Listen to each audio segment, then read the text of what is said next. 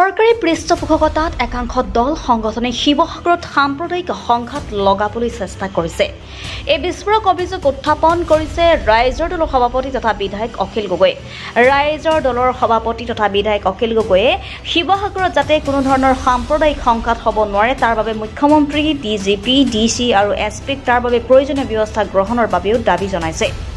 শিৱসাগৰত কোনো ধৰণৰ অপ্ৰীতিকৰ পৰিস্থিতি হ'লে জিলা আয়ুক্ত আৰু আৰক্ষী অধীক্ষকক সোধাই নেৰিব বুলি কঠোৰ সঁজুলি প্ৰদান কৰে ৰাইজৰ দলৰ সভাপতি তথা বিধায়ক অখিল গগৈ। অখিল গগৈয়ে শিৱসাগৰবাসী ৰাইজকো শান্তি শৃংখলা আৰু একতা বজাই ৰাখিবলৈ আহ্বান জনায়। News desk report, Arunodoi Assam.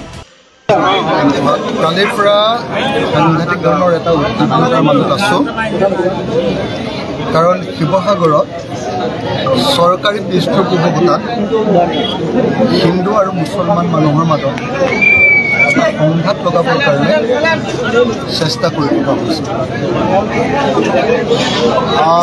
অত্যন্ত দুৰ্ভাগ্যজনক কথা যে শিৱসাগৰ অসমীয়া প্ৰাণকেন্দ্ৰ, যি শিৱসাগৰত ঐতিহাসিকভাৱে আমি হিন্দু মুছলমান একেলগে বসবাস কৰোঁ, সেই ঐতিহাসিক শিৱসাগৰত একাংশ স্বাৰ্থন্বেষীয়ে চৰকাৰৰ সহযোগত হিন্দু আৰু মুছলমানৰ মাজত সংঘাত লগাবৰ কাৰণে বিভিন্ন ধৰণৰ প্ৰচেষ্টা কৰি আছে। মই ইতিমধ্যে এই সম্পৰ্কে অসমৰ মুখ্যমন্ত্ৰী ডাঙৰীয়া, অসমৰ ডিজিপি, অসমৰ শিৱসাগৰৰ ডিচি আৰু এছপি স্পষ্টকৈ জনাইছোঁ যে যোৱা কিছুদিনৰ পৰা আমি দেখিবলৈ পাইছোঁ যে শিৱসাগৰখনত সাম্প্ৰদায়িক সংঘাত এটা লগাবৰ কাৰণে বিভিন্ন ধৰণৰ ষড়যন্ত্ৰ ৰচনা কৰি থকা আৰু দেখিবলৈ পাইছোঁ যে চৰকাৰে আৰু প্ৰশাসনে সেই সংঘাতটো লগোৱাৰ ক্ষেত্ৰত যেন ক'ৰবাত এটা ভূমিকা লৈ আছে। সেইকাৰণে অসমৰ মুখ্যমন্ত্ৰী ডাঙৰীয়া, ডিজিপি ডাঙৰীয়া, এছপি আৰু সকলোকে কথাখিনি জনাই দিছোঁ আৰু ডিচি আৰু এছপিক মই স্পষ্টভাৱে নিৰ্দেশ দিছোঁ যে শিৱসাগৰত যদি সামান্য ঘটনা এটা ঘটিবলৈ হয় মই তেওঁলোকক সোধাই স্পষ্ট ভাষাত আজি ডিচি আৰু এছপিক কৈছোঁ যে আপোনালোক থকাৰ পাছত কেনেকৈ শিৱসাগৰত এনেকুৱা ধৰণৰ উচতনিমূলক কামবিলাক কৰি থাকিব পাৰিছে।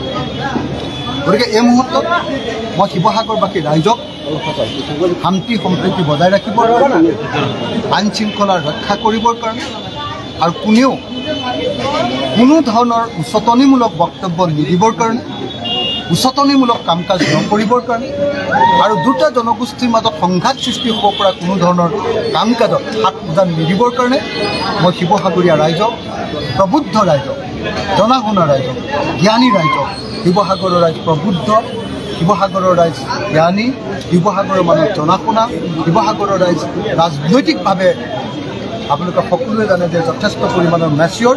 গতিকে মই শিৱসাগৰৰ ৰাইজক অনুৰোধ জনাইছোঁ যে শিৱসাগৰত কিবা এটা বেয়া ঘটনা ঘটি গ'লে সমগ্ৰ অসমত ঘটিব, কাৰণ শিৱসাগৰৰ সাংঘাতিক ধৰণে এটা চেঞ্চিটিভিটি আৰু শিৱসাগৰখন ঐতিহ্যৰ প্ৰাণকেন্দ্ৰ। তাত সদায় হিন্দু মুছলমানে একেলগে বসবাস কৰি আছে, কিন্তু কিছুমানে তাত সংঘাত লগাব খুজিছে।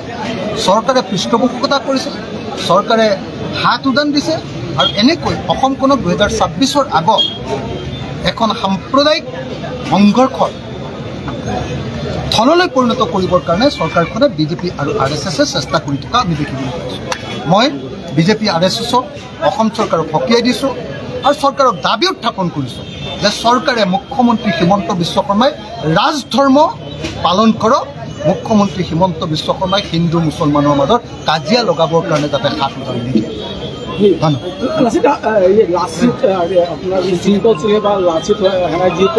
মোৰ কোনো ব্যক্তিগত মানুহ বা কোনো সংগঠনৰ বিষয়ে কোনো ক'বলগীয়া নাই।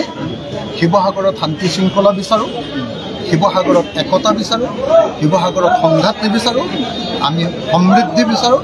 গতিকে শিৱসাগৰত কোনো ধৰণৰ কোনেও যাতে আইন শৃংখলা হাতত তুলি নলয় তাৰ কাৰণে মই সকলো মুখ্যমন্ত্ৰী ইতিমধ্যে কৈছে আপোনাৰ যোনখিনি বেদখল মাটি খিলঞ্জীয়াই কৰিছে সেইখিনি বেদখল নহয়, কিন্তু মিয়াই যদি বেদখল কৰিছে সেয়া বেদখল কি কৰিব? আপুনি মুখ্যমন্ত্ৰীক সুধিব।